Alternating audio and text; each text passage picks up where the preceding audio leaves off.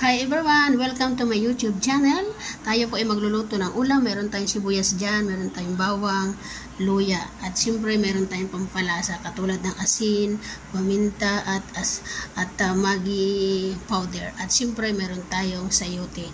At lalagyan natin ng sutanghon. Ito ang ating manok. Yan.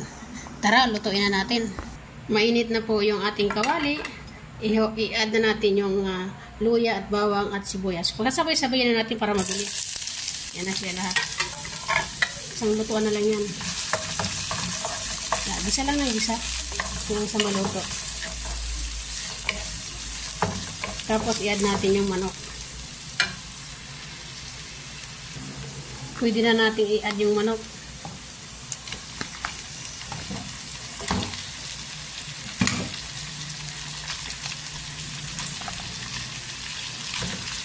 Halo-haloin lang natin para maluto siya.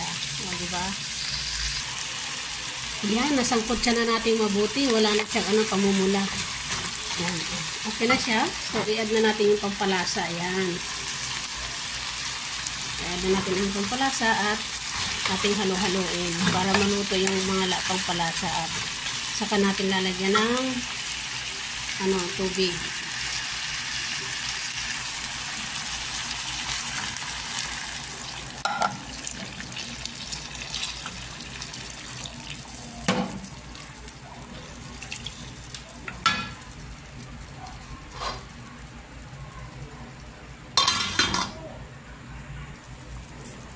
Kulong-kulo na siya. I-add na rin natin yung sayote. Yan, para sabay-sabay na silang maluto dyan lahat. Diba?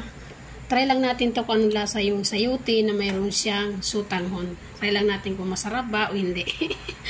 O, diba? Nakaluto na ba kayo ng ganyan mga kapatid, mga kababayan? Tikman natin kung luto na ang lahat. Luto na ang manok, luto na ang sayote. Tikman natin.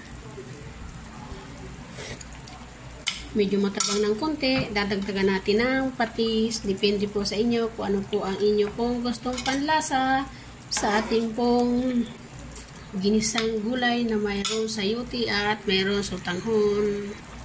So, i-add na natin ang ating sutanghon. Meron po akong binabad na sutanghon. Ayan po. I-add na natin para maluto na rin.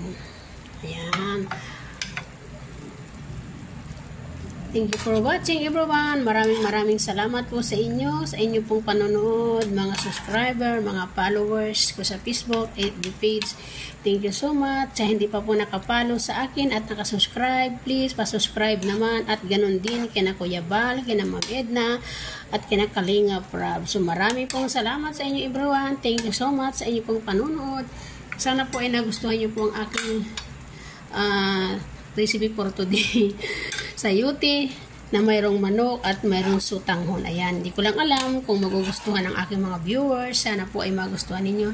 Thank you so much everyone. Tikman natin uli. Tama na po yung lasa niya. So, thank you so much. Marami pong salamat sa inyo. Sana ay magustuhan din ng ating mga junakis ang ating pong ulam for today. Thank you so much. God bless everyone. Marami pong salamat sa inyo pong pag-follow, sa aking pong mga followers at sa aking pong mga subscriber. Marami pong salamat. Sana po huwag kayong magsawa ng kakapanood sa aking video. Ito po ang ating video for today. Ang ating pong tinula. Hindi matatawag na tinula ito kasi meron siyang sutanghon. O diba? Parang gisadong sutanghon na meron siyang sayote.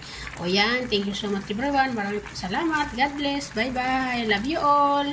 Follow for more and subscribe for more. Marami pong salamat everyone. Thank you so much. Marami pong salamat.